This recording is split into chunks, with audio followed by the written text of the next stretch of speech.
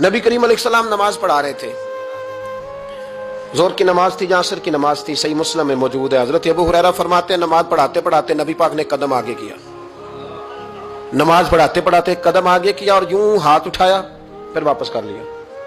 اب نماز پڑھ کے نا تو سلام پھیرا تو صحابہ عرض کرنے لگے یا رسول اللہ صلی اللہ علیہ وسلم وہ نماز میں پیر بھی آگے کیا تو ہاتھ بھی اٹھایا، تو وجہ کیا تھی؟ پہلا سوال تو یہ ہے کہ آپ لوگ نماز پڑھ رہے تھے یا حضور کو دیکھ رہے تھے؟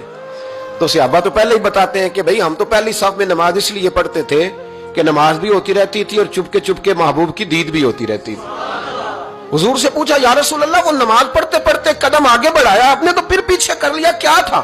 اور ہاتھ اٹھایا تو پھر آپ نے نیچے کر لیا۔ تو نبی کریم فرمانے لگے نماز پڑھاتے پڑھاتے جب میں نے کہا نا سمی اللہ لمن حمیدہ، اچانک میری نظر اٹھی تو جنت میں چلی گئی، نظر اٹھی تو جنت میں، تیرے لیے 2-4 قدم عرش بری ہے۔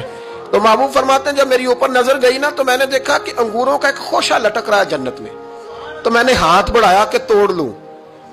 حضور کھڑے ہیں مسجد نبوی میں اور فرماتے ہیں کہ میں یہاں کھڑے ہو کے ہاتھ اونچا کروں تو میرا جنت تک پہنچ جاتا ہے۔ فرمایا میرا ارادہ ہوا کہ وہ خوشہ جنت کا توڑ لوں، اور ذرا میں نے پیر آگے بڑھایا ہی تھا تو میرے دل میں خیال آیا کہ جنت راز ہے تو راز ہی رہنی چاہیے، یہ راز کھول گیا تو مزہ نہیں آئے گا، تو میں نے پھر وہ ہاتھ واپس کر لیا۔ صحابہ کہتے ہیں جب نبی کریم نے یہ بیان کیا تو ہمارے چہرے نے تجسس سے کھیل اٹھے، تجسس سے ہم کوئی بات اور بھی سننا چاہتے تھے۔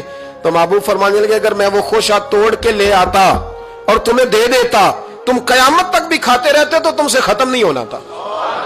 یہ صحیح مسلم کی حدیث ہے۔ او بھائی میرے رسول کریم کے واقعہ معراج پہ شکوہ کرنا، کہنا سمجھ میں نہیں آتی کیسے گئے تھے، تو جو چاہے تو ہر شب ہو مثال شب اسرا، اس لیے کہ تیرے لیے 2-4 قدم